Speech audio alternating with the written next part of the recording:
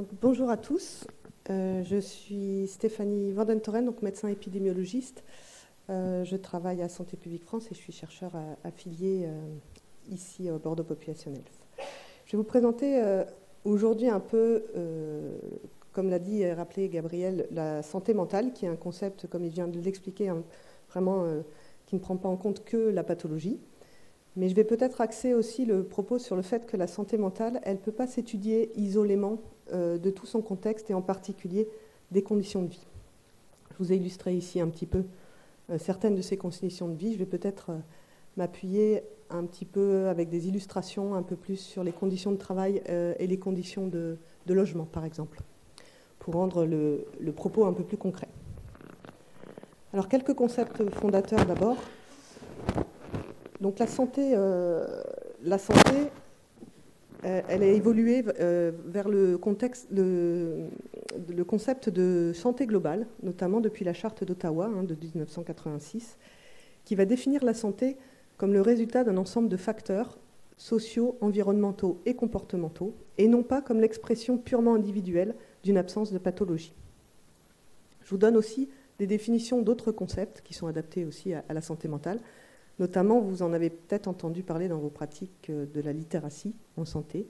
La littératie en santé mentale, c'est la connaissance et les croyances sur les troubles psychiques, mais qui servent à les reconnaître, à les gérer et à les prévenir.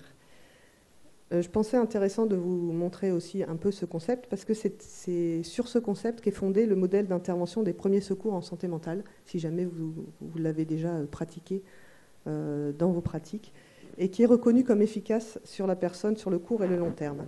Et en fait, ça s'appuie sur la déstigmatisation des personnes atteintes de troubles psychiques. Comme l'a montré Gabriel, la discrimination est un facteur important. Un concept aussi que je voulais vous amener ici, ce sont les compétences psychosociales, puisqu'on parle de santé mentale et pas seulement de psychiatrie. Il faut savoir que les compétences psychosociales, ce sont un peu un concept qui est anglo-saxon, donc qui définit les life skills, qui en fait sont définis qui regroupent trois dimensions: les ressources sociales, c'est-à-dire la capacité à interagir et communiquer avec les autres; les ressources affectives, qui ont plutôt trait aux émotions, à la gestion de ces émotions; et les ressources cognitives, qui, elles, ont recours aux connaissances et capacités intellectuelles. Et donc la maîtrise de ces compétences, elle va être très importante pour la santé mentale, parce qu'elle va permettre d'augmenter la disposition à faire face, notamment aux événements de vie adverses auxquels les personnes, notamment en situation de précarité, font face tout au long de leur vie, donc depuis la petite enfance jusque souvent très tard dans la vie adulte. Et ce sont sur ces compétences psychosociales qui sont un peu comme des forces et des compétences sur lesquelles les personnes peuvent s'appuyer pour traverser un certain nombre d'événements.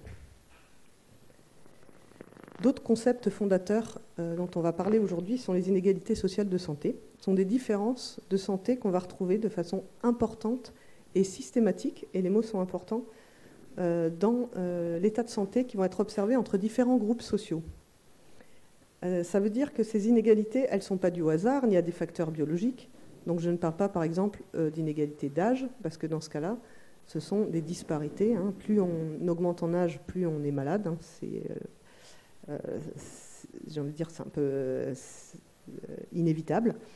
Mais ces inégalités, quand on parle d'inégalités sociales, elles sont construites, elles sont socialement construites, et donc elles vont refléter des injustices dans la répartition des ressources et des opportunités.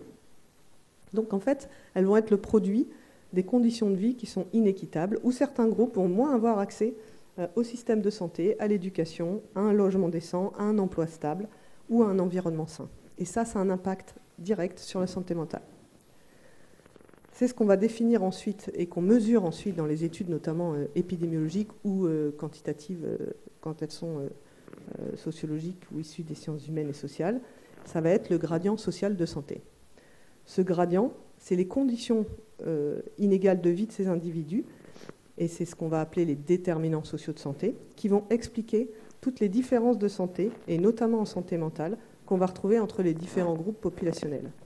Et ce gradient, c'est ce que vous voyez en fait avec cette flèche, c'est que plus on est au sommet de la pyramide sociale, moins on est malade, et plus la santé mentale donc, va être favorisée.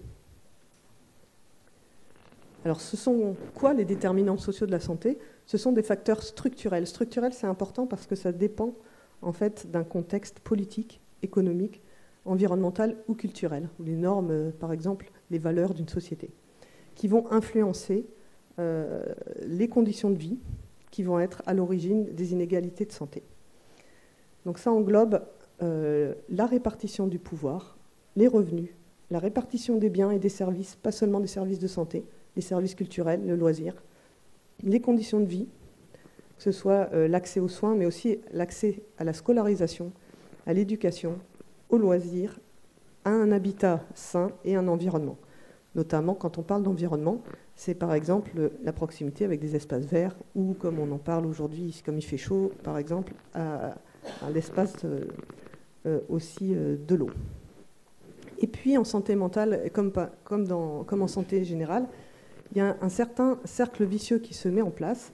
C'est que ces déterminants sociaux de la santé, ils vont être présents en amont, c'est-à-dire en tant que cause des maladies, mais aussi en aval en tant que conséquence. Par exemple, si on parle de la pauvreté comme un déterminant socio-économique, ça peut engendrer un état de santé défavorable, et en particulier un état de santé mentale défavorable, mais qui, à son tour, va poser des problèmes d'insertion dans la société. Et donc, ça va aussi agir en tant que conséquence dans la compréhension des problématiques de la santé mentale. Et donc, ce qu'on appelle un cercle vicieux. Donc, vous avez là c'est comme une couche d'oignon, en fait, avec l'état de santé, qui regroupe donc l'état de santé physique, mentale et psychosociale. Et autour, vous avez un certain nombre de caractéristiques individuelles, ce qu'on retrouve classiquement dans les modèles un peu biomédicaux des maladies auxquels on a été jusque maintenant assez nourris, c'est-à-dire les caractéristiques biologiques, génétiques, des compétences personnelles, des habitudes de vie, des comportements. Et les comportements sont là. Les comportements, c'est la première couche de l'oignon, et des caractéristiques socio-économiques. Il faut bien comprendre que toutes ces caractéristiques individuelles dépendent de milieux de vie, qui sont le milieu du travail, mais avant le travail, il y a le milieu familial, le mode de garde, le milieu scolaire, les milieux de logement, d'hébergement, et aussi la communauté, les liens communautaires qu'on va avoir entre voisins ou au niveau local. Ces milieux de vie sont eux-mêmes dépendants de systèmes, des systèmes d'éducation, des politiques de garde de l'enfance, des systèmes de santé, des services sociaux, de l'aménagement du territoire, du soutien à l'emploi, de la solidarité sociale et tous les autres systèmes et programmes qui font société. Et tout ça, ça interagit aussi et ça dépend d'un système et d'un contexte beaucoup plus global, qui est le contexte politique, législatif, économique, démographique, social et culturel, mais aussi le contexte scientifique. J'ai envie de dire, on voit bien en ce moment comme il est mis à mal, et bien sûr l'environnement naturel et les écosystèmes. Donc tout ça, c'est vraiment important d'avoir toutes ces couches d'oignons pour comprendre que c'est tout ça qui va in fine jouer, y compris sur l'état de santé mentale. Alors je vous l'illustre avec quelques petits repères épidémiologiques qui sont issus essentiellement du baromètre santé, qui est une étude qui est faite en population générale à intervalles réguliers par Santé publique France, et qui mesure notamment la santé mentale également. Donc on a les troubles anxieux. Donc là, on n'est plus sur la santé mentale, on va être plutôt sur des troubles. Alors les troubles anxieux et dépressifs ont été mesurés par une échelle qui est l'Hospital Anxiety and Depression Scale, qui est utilisée depuis 2017 à peu près dans les études du baromètre, et qui montre qu'on est à peu près à 13% en 2021, qui est à peu près du même ordre de ce qu'on retrouvait en 2017, avec des inégalités de genre marquées. Donc, dans les inégalités sociales de santé, il y a trois grands groupes. Il y a des inégalités de genre, des inégalités d'origine et des inégalités socio-économiques. En France, on parle surtout des inégalités socio-économiques, mais il n'y a pas que celles-là. Les inégalités de genre sont assez prégnantes en santé mentale, et je vais vous en toucher deux mots. Donc, les troubles anxieux et dépressifs, ça concerne 19% des femmes et 6,5% des hommes. Les inégalités socio-économiques aussi sont prégnantes, parce que ça concerne beaucoup plus ceux qui ont une situation financière juste ou un niveau d'éducation inférieur au baccalauréat. Si on s'intéresse à d'autres troubles, par exemple les troubles des épisodes dépressifs caractérisés, là on a une augmentation depuis 2017, notamment assez prégnante chez les femmes, donc de 13% en 2017 à 16,6%, alors que chez les hommes, ça va passer de 6,4% à 9,8% chez les hommes. On va avoir donc des inégalités générationnelles, et là je ne parle pas d'une différence d'âge, qui fait que normalement, quand l'état de santé se détériore avec l'âge, là, on peut parler vraiment d'inégalité générationnelle, parce que la tranche d'âge la plus touchée, ce sont les jeunes de 18 et 24 ans. Et c'est des inégalités parce que c'est socialement construit.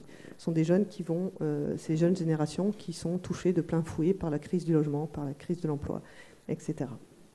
Le lien et le support social, qui est très important, puisque les femmes, je dis les femmes parce qu'il y a beaucoup de familles monoparentales, mais ce sont les personnes en général qui vivent seules, et notamment les familles monoparentales, sont beaucoup plus à risque d'avoir des épisodes dépressifs caractérisés que le reste de la population. Et puis on va retrouver l'impact de la pandémie, bien sûr, qui a sévi donc, récemment. Donc, ceux qui ont été touchés par les épisodes de symptômes de la Covid-19 vont être plus touchés par ces épisodes dépressifs caractérisés.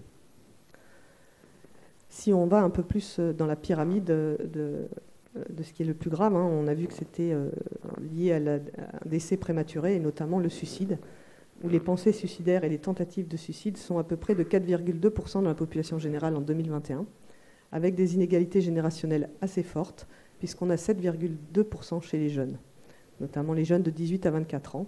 On a également des inégalités de genre, parce qu'elle est multipliée par 3 chez les femmes de 18 à 24 ans, et par 2 chez les jeunes hommes. Là, on parle de tentatives et de pensées suicidaires. On ne parle pas de taux de suicide qui est plus important chez les hommes, puisque les hommes utilisent des moyens létaux beaucoup plus importants qui vont faire que ils ne se ratent pas, et donc sur les taux de suicide, c'est plus important. Mais les pensées suicidaires et les pensées de tentatives de suicide sont plus importantes chez les femmes, et notamment chez les jeunes filles. Il y a un lien très fort avec les conditions de travail. Donc entre 2010 et 2021, parmi les personnes en emploi, les raisons professionnelles étaient à l'origine des pensées suicidaires dans 9 à 14% des cas. Et de façon générale, et ça a été fait dans plusieurs pays, on voit que plus le taux de chômage augmente au sein d'une population, plus le taux de suicide augmente. Il y a un lien très fort avec les conditions de vie, et c'est ce que vous illustre un peu le schéma ci-joint qui a été fait dans une région en Rhône-Alpes. On voit les hommes vers le haut, les femmes vers le bas. Et ce sont là, pour le coup, la mortalité. C'est pour ça que vous voyez que les hommes ont des taux de mortalité par suicide plus importants que chez les femmes. Et là, on a utilisé un indice de défavorisation sociale, c'est-à-dire que les personnes qui vivent dans les quartiers les plus pauvres, donc c'est ceux qui sont en rouge, ont des taux de suicide beaucoup plus importants que ceux qui vivent dans des quartiers intermédiaires, qui est en vert, ou des quartiers les plus riches, qui sont en bleu. Ça va aussi être illustré par des inégalités territoriales. Si on prend notre région, on a des inégalités territoriales très fortes sur le suicide, avec une situation contrastée selon l'âge et le sexe, avec une mortalité donc plus importante chez les hommes et des conduites suicidaires plus élevées chez les femmes. Donc ça, c'est ce qu'on retrouve partout au niveau national, et des hospitalisations beaucoup plus fréquentes chez les jeunes filles et les adolescentes. Mais selon le territoire, on va voir qu'on va avoir des taux beaucoup plus élevés en Haute-Corrèze, en Creuse et dans l'est de la Charente-Maritime. Pour ceux qui connaissent le territoire, vous verrez que vous avez une superposition avec le niveau socio-économique de ces territoires. Alors on parle maintenant plus forcément de pathologie, mais aussi de comportement, et notamment le tabac, l'alcool. En Nouvelle-Aquitaine, on avait 1,1 million de fumeurs quotidiens, avec une prévalence de 28,1%. La région, je vous ai mis cette carte parce que la région, quand même, elle se distingue par une prévalence de tabagisme à 17 ans et de femmes enceintes avant la grossesse et au 3e trimestre qui est bien supérieure à la moyenne nationale. Donc c'est aussi une problématique qui est aussi liée à la santé mentale, puisqu'il y a un effet anxiolytique du tabagisme qui est maintenant largement décrit. On a aussi du coup une mortalité sur les pathologies qui sont liées, avec des fortes disparités, encore une fois, territoriales, et notamment la Creuse et les Landes ont le fardeau le plus élevé. Sur l'alcool, on a 23% des personnes de 18 à 75 ans qui dépassaient le repère de consommation en France, avec des différences marquées, donc les hommes plus que les femmes, mais la relation avec l'âge est assez marquée, puisqu'on a des consommations différentes, avec des jeunes qui consomment beaucoup plus des quantités beaucoup plus importantes, alors que les plus âgés vont consommer de façon plus régulière. Et les populations qui dépassent les repères de l'alcool sont aussi liées avec les inégalités sociales de santé, puisqu'on voit une population essentiellement masculine, de niveau inférieur au bac, et un tiers de la population avait un revenu mensuel net inférieur ou égal à 1 200 €. Donc là, je vais revenir un peu sur le poids des conditions de travail, parce que les facteurs tels que le stress, l'anxiété, la dépression, comme on vient de le voir, ça peut mener au suicide, et c'est beaucoup plus élevé, comme je vous le disais, chez les chômeurs, et notamment chez les jeunes. Le chômage a même été décrit comme un facteur potentiel de stress post-traumatique dans la classification de la DCM-5. Donc la prévalence de la souffrance psychique liée au travail, elle est 2 fois plus importante chez les femmes que chez les hommes, et elle varie selon le secteur professionnel. Chez les femmes, on va retrouver plutôt une souffrance psychique dans les secteurs du transport et de l'entreposage, de la construction et de l'industrie. Vous remarquerez au passage que ce sont des secteurs qui sont très genrés d'un point de vue masculin, et donc on a aussi pas mal d'inégalités de genre dans ces secteurs. Et chez les hommes, l'agriculture, vous en avez sans doute entendu parler, mais aussi des autres activités de service, incluant les arts, le spectacle, et l'hébergement et la restauration. Tout ça sont liés aux conditions de travail qu'on retrouve donc souvent avec des statuts d'emploi qui jouent, la régularité des horaires, le fait de pouvoir choisir ou subir ces conditions de travail a un lien très important sur la santé mentale. Le poids des conditions de logement, je voulais vous l'illustrer aussi avec peut-être une étude qu'on avait réalisée pendant la Covid qui l'illustre de façon assez spectaculaire. C'est une étude qui avait été réalisée donc, en France pendant le confinement pour regarder un petit peu quels étaient les facteurs sociaux des maux qui pouvaient être associés à l'état de détresse, notamment des jeunes et des adolescents, qui ont été eux-mêmes interrogés. On a retrouvé qu'une fille était un facteur associé à la détresse psychologique modérée, les difficultés financières notamment, la profession des parents et en particulier celle des travailleurs de première ligne. Donc c'est pour vous dire aussi que quand on parle de santé mentale des parents, il n'y a pas que les parents, il y a toute la sphère familiale qui est touchée, et en première ligne les enfants. Les comportements de santé, ne jamais sortir à l'extérieur pendant le confinement est associé à une détresse psychologique. Le fait de n'avoir jamais fait d'activité ludique et d'avoir moins d'1 heure au travail scolaire également. Le fait de passer une grande partie de la journée sur les réseaux sociaux était associé à cette détresse psychologique sévère. Et puis pour l'enfant, et c'est très important, notamment pour les adolescents, pouvoir disposer d'une pièce, un espace privé à soi, était un facteur de protection. Et ça, à la fois pour la psychologie modérée, mais aussi sévère. Il y a des populations qui vont donc se retrouver... là, je vous ai montré tout ce qui se passait en population générale. Je vais faire juste une petite... pour faire la transition avec le propos suivant d'Erwan. Je voudrais vous montrer qu'il y a des populations qui sont particulièrement touchées. Alors les populations qui sont particulièrement touchées, c'est celles qui vont être exclues, soit par l'emploi, on l'a vu avec les chômeurs, soit par le logement. Et là, on va vous parler un peu des personnes sans domicile, notamment des enfants sans domicile qui sont à grand risque sur leur santé mentale. Il y a plus de 42 000 enfants qui vivent actuellement en hébergement d'urgence, en abri et dans la rue en 2022, donc les chiffres doivent être encore plus élevés ce jour. Il faut bien savoir que les enfants, en fait, ils restent un angle mort des politiques publiques, à la fois du logement, parce qu'ils ne sont pas pensés dans les systèmes d'hébergement, mais aussi dans les systèmes d'hébergement eux-mêmes, ou les sans-domicile, où on parle souvent que des adultes. Or, le logement, ça reste un préalable de sécurisation important pour l'enfant, pour lui apporter une certaine stabilité, non seulement dans ses relations, mais aussi dans sa scolarité, et c'est un être en construction. C'est pour ça que je voulais vous faire un petit focus sur les enfants, puisque ça va altérer les interactions et le fonctionnement même au sein de la famille, avec des conflits, une fragilisation des liens d'attachement, un manque d'intimité. Ça va entraver le parcours scolaire, notamment parce qu'il y a de la précarité résidentielle. Ce sont des personnes qui bougent, et vous l'avez sans doute vu dans vos pratiques régulièrement, et des problèmes de santé mentale, parce que ça va perturber la relation aux autres, l'estime de soi, mais aussi le sommeil, l'alimentation, le niveau de stress, les apprentissages, la motivation dans les activités. Ça va engendrer un mal-être avec des troubles intériorisés très importants, voire même des troubles extériorisés du comportement. Et donc, on a remarqué dans une étude qui a été réalisée par le SAMU social de Paris qu'il y a 19% de ces enfants qui sont concernés par des troubles émotionnels et comportementaux, alors qu'on en retrouve 8% en population générale. Et en plus, ces enfants, non seulement ils ont beaucoup plus besoin de soutien pour leur santé mentale et notamment leurs troubles, auprès des professionnels de santé, mais en plus, ils vont avoir des gros obstacles dans le recours et le maintien dans le droit commun. Parce que vous voyez bien que le secteur de la pédopsychiatrie est particulièrement difficile. Si on regarde l'étude Samantha, qui est une étude qui a été faite sur la santé mentale et les addictions des personnes qui n'avaient pas de logement personnel, on va voir qu'un tiers des personnes qui sont sans logement souffrent de troubles psychiatriques sévères, mais c'est différent selon le lieu dans lequel l'enquête a été réalisée.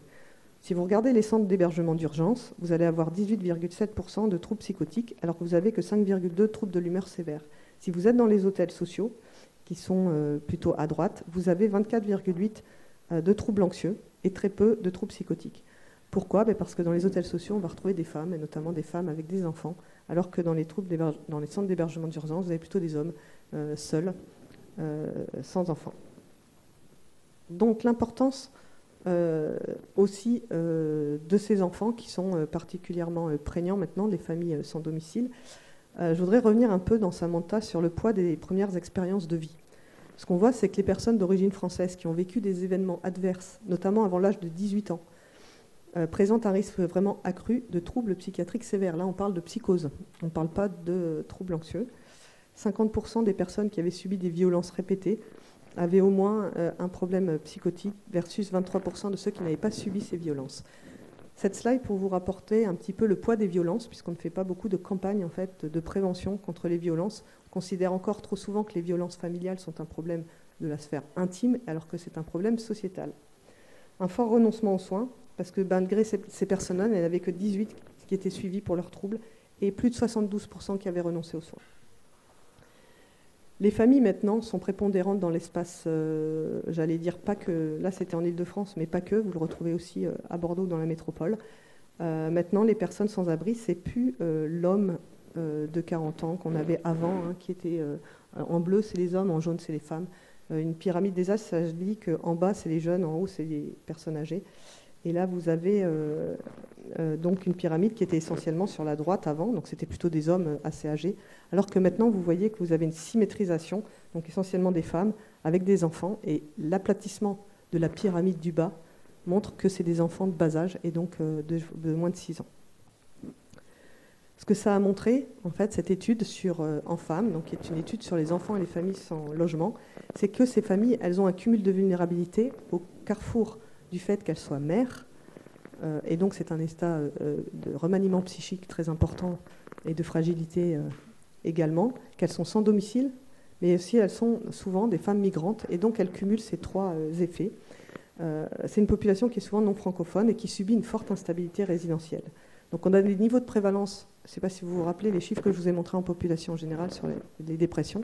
Là on est à 28%, hein, c'est presque un tiers des personnes, et surtout avec une prévalence d'état de stress post-traumatique très importante. Et le poids de l'instabilité résidentielle, ce serait bien que ce soit comme le chômage, que ce soit aussi établi comme un état de stress post-traumatique, puisqu'on voit le poids de l'instabilité résidentielle, comme le logement, est très important dans l'état de stress post-traumatique. Les événements traumatiques, je ne vous lis pas la liste, mais vous voyez que c'est quand même des événements qui sont assez graves, hein. On a plus de 80% qui ont vécu la mort inattendue subie de quelqu'un de très proche. Vous avez 2/3 des mères qui ont subi un événement traumatique.